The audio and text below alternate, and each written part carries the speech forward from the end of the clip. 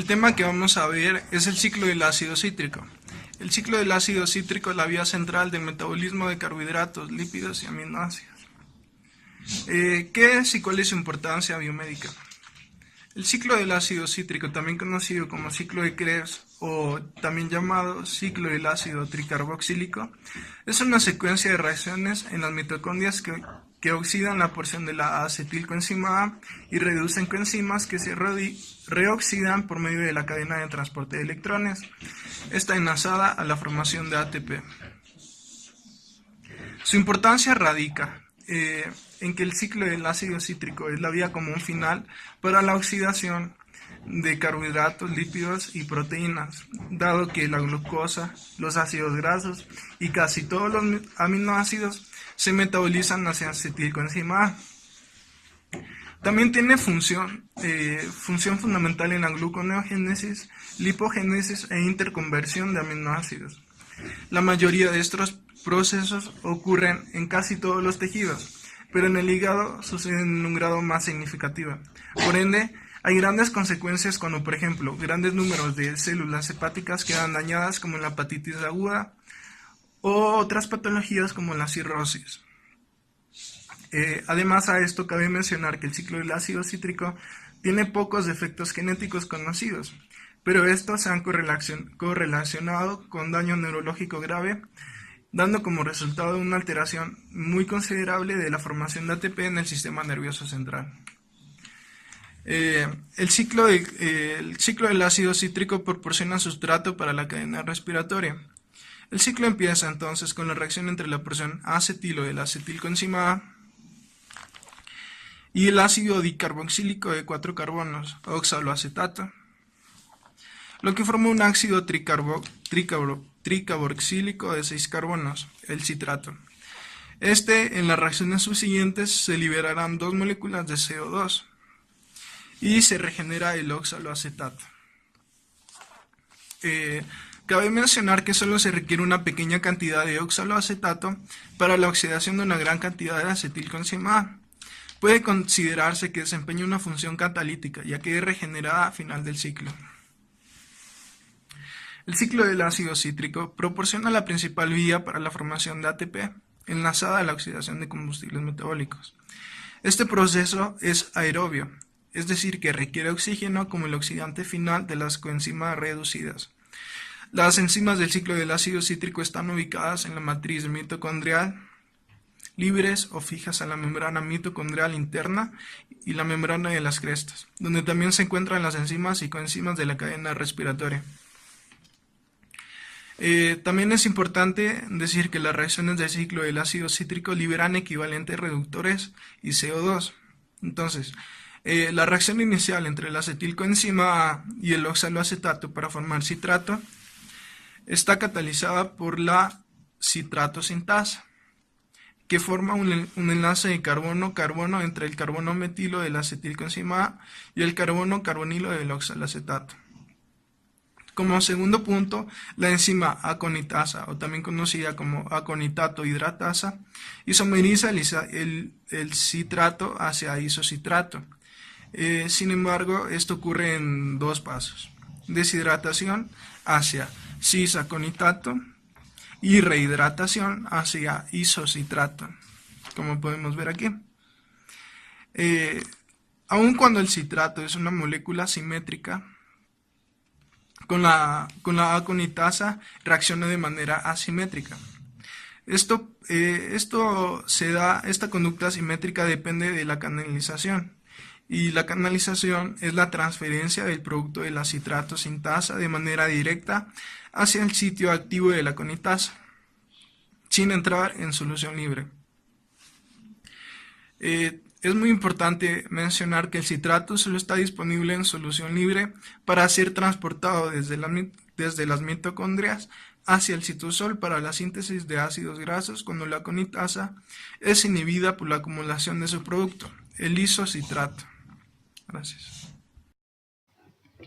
El oxaloacetato, compuesto por 4 carbonos, se une a la acetilcoenzima A y por una acción mediada por la enzima citrato sintasa se forma el citrato, que está compuesto por 6 carbonos. Este citrato se deshidrogeniza, es decir, que pierde una molécula de agua, y por acción de la enzima aconitasa se forma el cisaconitato. Este se rehidrogeniza, es decir, que la molécula de agua que fue expulsada en el proceso anterior vuelve al compuesto, y por acción de la aconitasa se forma el diisocitrato. El diisocitrato es catalizado por la enzima isocitrato deshidrogenasa para transformarse en alfa-cetoglutarato. En este proceso se expulsa un carbono en forma de CO2 y se forma el primer NADH. El alfa-cetoglutarato, para transformarse en succinilcoenzima A, es catalizado por la enzima alfa-cetoglutarato deshidrogenasa y, de igual manera que en el proceso anterior, se expulsa un carbono en forma de CO2 y se forma el segundo NADH. El succinilcoenzima A es catalizado por el succinilcoenzima A sintetasa para transformarse en succinato. En este proceso se expulsa un GTP, que es un derivado de molécula de ATP. El succinato es catalizado por succinato deshidrogenasa para dar su paso a fumarato. Y en este proceso se forma el FADH. El fumarato se añade una molécula de agua y junto con la fumarasa se da el paso a malato. Y por último, el malato da su paso a oxacelato a través de la enzima malato deshidrogenasa y en este proceso se forma un NADH, obteniendo como resultado un oxacelato de 4 carbonos que va a ser utilizado en el siguiente ciclo.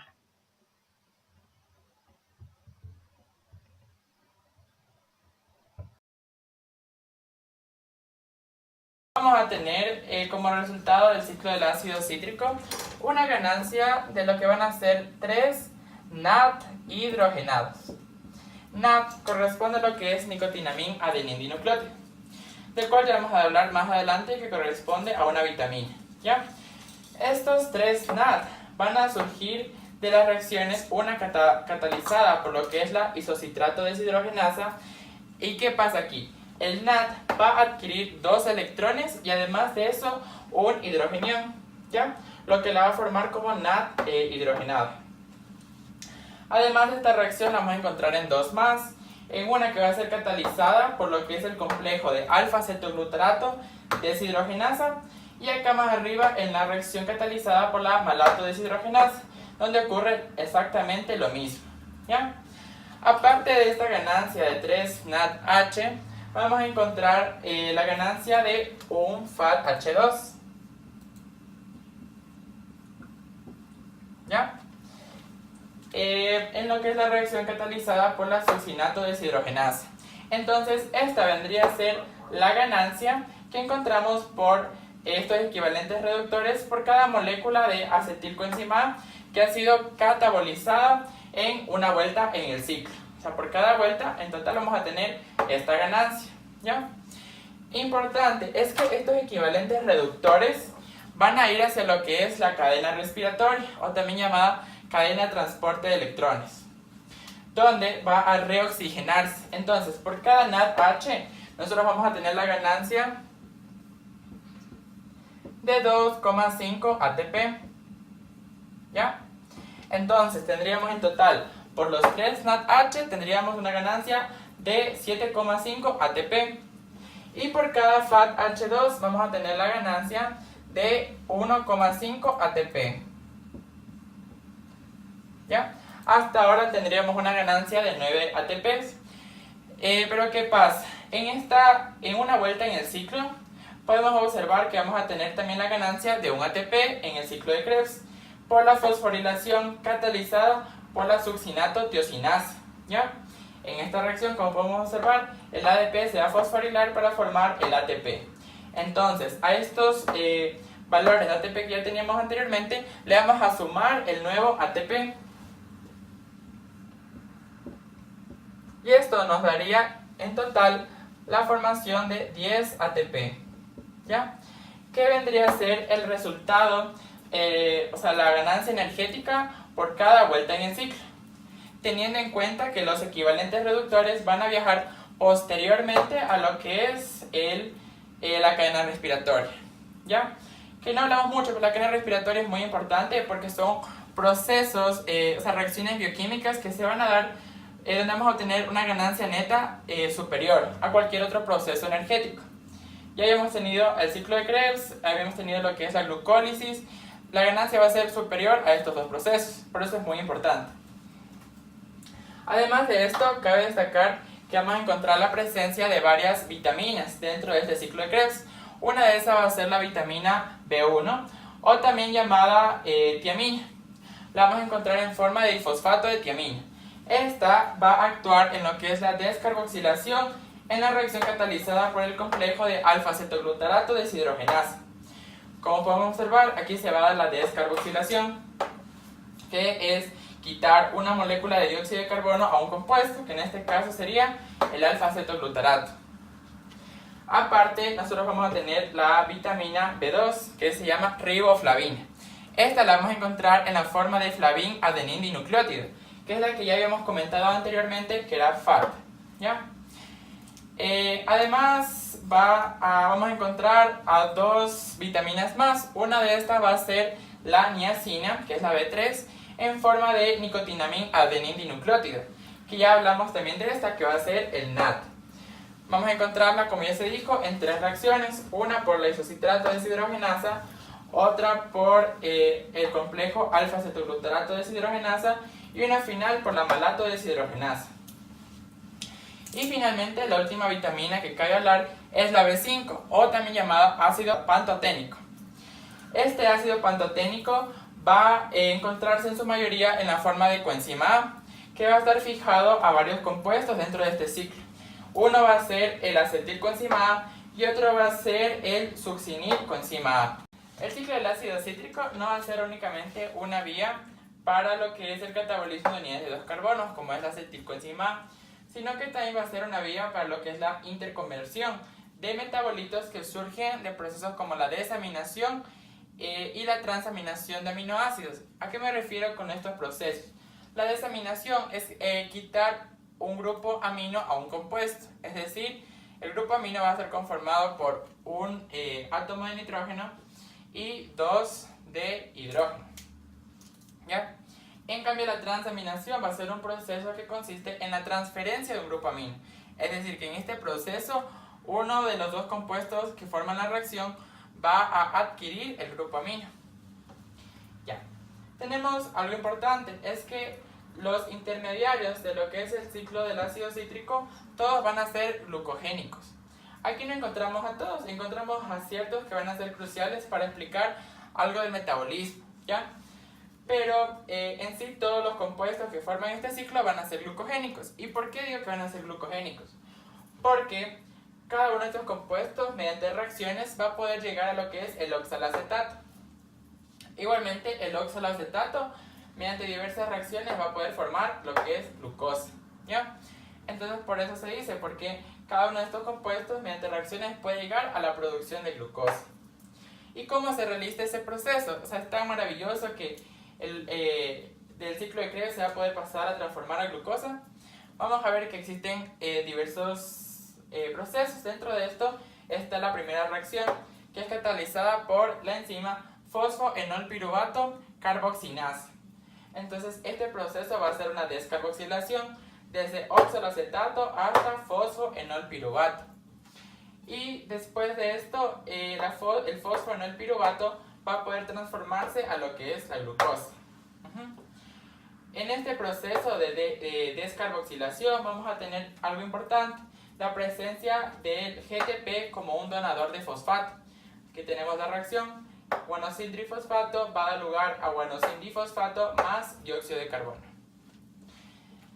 Bueno, ahora hay que hablar de lo que son las reacciones anapleroicas. Estas reacciones son aquellas que van a proporcionar intermediarios a lo que es el ciclo del ácido cítrico. Es decir, son compuestos que son ajenos a este ciclo, que no forman ya, como seguimos cada paso del proceso, no son de esos compuestos, sino que son compuestos aparte que mediante reacciones van a poder transformarse en estos intermediarios, ¿ya? Eso. Ejemplos de esto vamos a tener lo que es el piruvato, ¿ya? El piruvato, mediante una enzima que es la piruvato carboxilasa, va a transformarse a lo que es oxaloacetato, ¿ya? En una reacción de carboxilación. Otro ejemplo va a ser el lactato. El lactato primero va a realizar una oxidación a piruvato y de aquí lo que ya conocimos, que es la carboxilación hacia oxaloacetato. Bajo el mismo compuesto del oxaloacetato tenemos que el aspartato, mediante una reacción de transaminación regulado por una enzima llamada transaminasa, va a poder igualmente transformarse a oxaloacetato, ¿ya? Y por último vamos a tener a lo que es el glutamato y la glutamina, que mediante una enzima que es la glutaminasa y otra enzima que es la glutamato deshidrogenasa van a poder entrar al ciclo formando lo que es el alfa-cetoglutarato, ¿ya? Y en sí esos serían todos los ejemplos. ¿Cuál es la importancia que tenemos de aprender esto? Es que nos da una idea de que el ciclo del ácido cítrico no sirve únicamente como un proceso de formación de energía como tal, sino que va a ser muy importante también en el metabolismo de compuestos que son un poco ajenos al clásico ciclo de Krebs. Las reacciones de aminotransferasa transaminasa forman piruvato a partir de alanina, oxalacetato a partir de aspartato y alfa-cetoglutarato a partir del glutamato. Dado que estas reacciones son reversibles, el ciclo también sirve como una fuente de esqueletos de carbono para la síntesis de estos aminoácidos. Otros aminoácidos contribuyen a la gluconeogénesis porque sus esqueletos de carbono dan origen a intermediarios del ciclo del ácido cítrico. La alanina, la cisteína, la glicina, la serina, el triptófano, la treonina y la hidroxiprolina nos dan piruvato. La arginina, la prolina, la histidina y la glutamina nos dan alfa-cetoglutarato. La metionina, la isoleucina y la valina, succinilcoenzima A. La fenilalanina, la tirosina nos dan alfumarato. El ciclo del ácido cítrico en sí no nos proporciona una vía para la oxidación completa de esqueletos de carbono de aminoácidos que dan lugar a intermediarios como fumarato, oxalacetato, alfa-cetoglutarato y succinilcoenzima A, porque esto da lugar a un incremento de la cantidad de oxalacetato. Para que ocurra una oxidación completa, el oxalacetato debe pasar por fosforilación y carboxilación a fosfoenol piruvato a expensas del GTP y después por desfosforilación hacia piruvato catalizada por la piruvatocinasa y descarboxilación oxidativa hacia acetilcoenzima A catalizada por la piruvato deshidrogenasa. En rumiantes, cuyo principal combustible metabólico son los ácidos grasos de cadena corta formados mediante fermentación bacteriana, tiene especial importancia la conversión de propionato, el principal producto glucogénico de la fermentación en el rumiante, en succinilcoenzima A, por medio de la vía de la metilmalonilcoenzima A. El ciclo del ácido cítrico participa en la síntesis de ácidos grasos. La acetilcoenzima A, formada a partir del piruvato mediante la acción de la piruvato deshidrogenasa, es el principal sustrato para la síntesis de ácidos grasos de cadena larga en no rumiantes. La piruvato deshidrogenasa es una enzima mitocondrial y la síntesis de ácidos grasos es una vía citosólica. La membrana mitocondrial es impermeable a acetilcoenzima a fin de que la acetilcoenzima A esté disponible en el citosol. El citrato es transportado desde la mitocondria al citosol y entonces es dividido en una reacción catalizada por la ATP citrato liasa. El citrato solo está disponible para transporte hacia afuera de la mitocondria, cuando la acotinasa es inhibida por su producto. La síntesis de ácidos grasos se da solo cuando hay una cantidad adecuada para asegurar la actividad continua de este ciclo. El oxaloacetato liberado por la citratoliasa no puede volver a entrar a la mitocondria, sino que es reducido a malato a expensas del NADH, y el malato pasa a piruvato por descarboxilación oxidativa. El piruvato entra a la mitocondria y es carboxilado a oxaloacetato por la piruvato carboxilasa.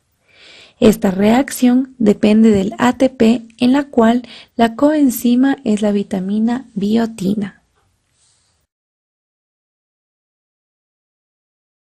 La regulación del ciclo del ácido cítrico depende principalmente de un aporte de cofactores oxidativos. En casi todos los tejidos, donde la función primaria del ciclo del ácido cítrico es producir energía, el control respiratorio por medio de la cadena respiratoria y la fosforilación oxidativa regulan la actividad del ciclo del ácido cítrico. Esta actividad es dependiente del NAD, que a su vez, debido al estrecho acoplamiento entre la oxidación y fosforilación, depende del índice de la utilización del ATP. Además, enzimas individuales del ciclo están reguladas. Los sitios más probables para la regulación son las reacciones no de equilibrio catalizadas por la piruvato deshidrogenasa, en la que las deshidrogenasas son activadas por el calcio, que aumenta la concentración durante la contracción muscular y secreción por otros tejidos, cuando hay aumento de la demanda de energía. En un tejido como el cerebro, que depende en su mayor parte de carbohidratos para el aporte de acetilcoenzima A, el control del ciclo del ácido cítrico puede ocurrir en la piruvato deshidrogenasa. Tenemos también la citratosinasa. Varias enzimas se encargan de la energía, como se demuestra por las proporciones de ATP-ADP, NADH y NAD. De este modo, hay inhibición alostérica de la citratosinasa por la ATP y acetilcoenzima A, grasa de cadena larga. Tenemos isocitrato deshidrogenasa. Su activación alostérica, que depende del NAD mitocondrial por ADP, va a ser contrarrestada por el ATP y el NAD. El alfa-cetoglutarato deshidrogenasa va a tener la misma regulación de la piruvato deshidrogenasa.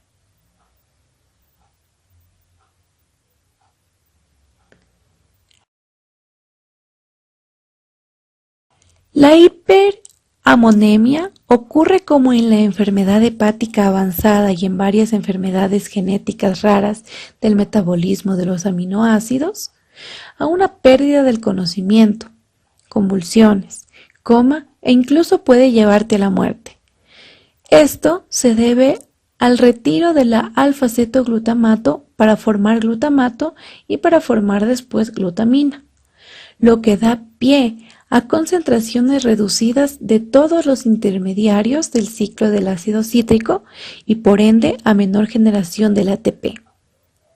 El equilibrio de la glutamato deshidrogenasa está bien establecido y la dirección de la reacción depende de la proporción de NAD y NADH y la concentración de amonio. Además, el amonio inhibe la alfa-cetoglutarato deshidrogenasa y posiblemente la piruvato deshidrogenasa.